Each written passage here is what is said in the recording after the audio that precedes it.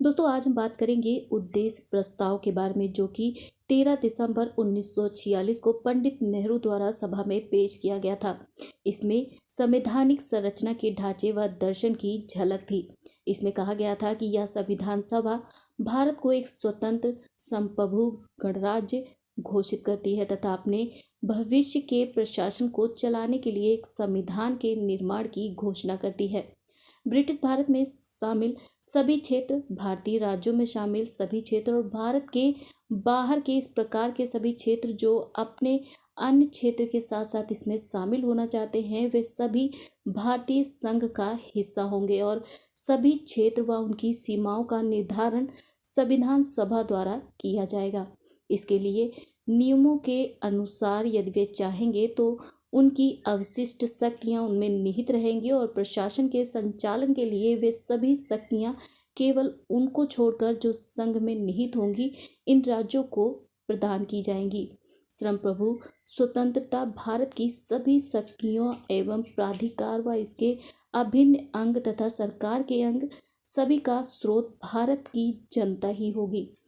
भारत के सभी लोगों के लिए न्याय, सामाजिक, आर्थिक और राजनीतिक स्वतंत्रता व सुरक्षा, अवसर की समानता, विधि के समक्ष समानता, विचार एवं अभिव्यक्ति, विश्वास, भ्रमण और संगठन बनाने आदि की स्वतंत्रता तथा लोक नैतिकता की भी स्थापना सुनिश्चित की जाएगी। इस उद्देश्य में यह भी कहा गया कि अल्पसंख्यकों, पिछड़े वर्ग और जनजातीय क्षेत्रों के लोगों को भी पर्याप्त सुरक्षा प्रदान की जाएगी। संघ की एकता को अक्षुण्ण बनाए रखा जाएगा और इसके भू क्षेत्र, समुद्र तथा वायु क्षेत्र को सभ्य देशों के न्याय एवं विधि के अनुरूप सुरक्षा भी प्रदान की जाएगी और प्राचीन भूमि को विश्व में उसका अधिकार व उचित स्थान भी दिलाया जाएगा तथा विश्व शांति एवं मानव कल्याण को बढ़ावा देने में जो भी योगदान की जरूरत होगी उस योगदान को भी सुनिश्चित किया जाएगा। इस प्रस्ताव को 22 जनवरी 1946 को सर्वसम्मति से स्वीकार भी कर लिया गया और इसने संविधान के स्वरूप में काफ़ी हद तक अपनी भूमिका निभाई। इसके बाद में संविधान सभा से खुद को अलग रखने वाली देसी रियायतों के प्रतिनिधि धीरे धीरे इसमें शामिल होने लगे। 28 अप्रैल 1947 को 6 राज्यों के प्रतिनिधि सभा के सदस्य बन चुके थे और 3 जून 1947 को भारत के बंटवारे के लिए पेश की गई माउंटबेटन योजना को स्वीकार करने के बाद में अन्य देसी रियायतों के ज़्यादातर प्रतिनिधि सभा में अपनी सीटों को ग्रहण कर चुके थे और भारतीय हिस्से के मुस्लिम लीग के सदस्य भी सभा में शामिल हो गए थे।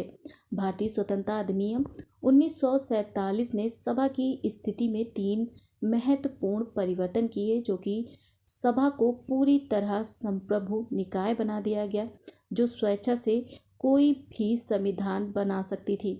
इस अधिनियम ने सभा को ब्रिटिश संसद द्वारा भारत के संबंध में बनाए गए किसी भी कानून को समाप्त करने तथा बदलने का अधिकार दे दिया था। संविधान सभा एक विधायिका भी बन गई थी। दूसरे शब्दों में अगर कहा जाए तो सभा को 2 अलग अलग काम सौंप दिए गए थे, जिनमें एक था स्वतंत्र भारत के लिए संविधान बनाना और दूसरा था देश के लिए आम कानून को लागू करना। इन दोनों कामों को अलग अलग दिन करने का निर्णय लिया गया और इस प्रकार संविधान सभा स्वतंत्र भारत की पहली संसद बन गई थी। जब भी सभा की बैठक संविधान सभा के रूप में होती थी तो इसकी अध्यक्षता डॉक्टर राजेंद्र प्रसाद करते थे और जब इसकी बैठक विधायिका के रूप में होती थी तो इसकी अध्यक्षता JV मावलंकर करते थे। संविधान सभा 26 नवंबर 1949 तक इन दोनों ही रूपों में कार्य करती रही और इस समय तक संविधान निर्माण का भी कार्य पूरा हो चुका था। मुस्लिम लीग के जो सदस्य थे भारतीय संविधान सभा से अलग हो गए थे। इसकी वजह से सन 1946 में माउंटबेटन योजना के तहत तय की गई सदस्यों की कुल संख्या 389 सीटों के बजाय 299 तक आ गिरी थी और भारतीय प्रांतों की संख्या 296 से 229 और देसी रियायतों की संख्या 93 से 70 कर दी गई थी। इसके साथ ही यह बैठक संविधान का निर्माण और आम कानून को लागू करने के अलावा भी कई और कार्य भी करने में लगी हुई थी, जिसमें मई 1949 में राष्ट्रमंडल में भारत के सदस्यता का सत्यापन किया गया और 22 जुलाई 1947 को राष्ट्रीय ध्वज को अपनाया गया। इसके बाद में 24 जनवरी 1950 को राष्ट्रीय गान और राष्ट्रीय गीत को भी अपना लिया गया और 24 जनवरी 1950 को डॉक्टर राजेंद्र प्रसाद को भारत का पहला राष्ट्रपति भी घोषित किया गया।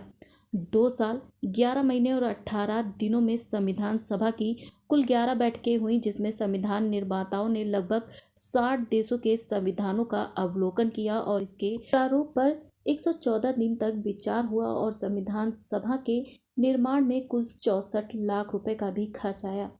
24 जनवरी 1950 को संविधान सभा की अंतिम बैठक हुई और इसके बाद में सभा ने 26 जनवरी 1950 के बाद में 1951 से 52 में हुए आम चुनावों के बाद में बनने वाली नई संसद के निर्माण तक भारत की अंतरिम संसद के रूप में काम किया।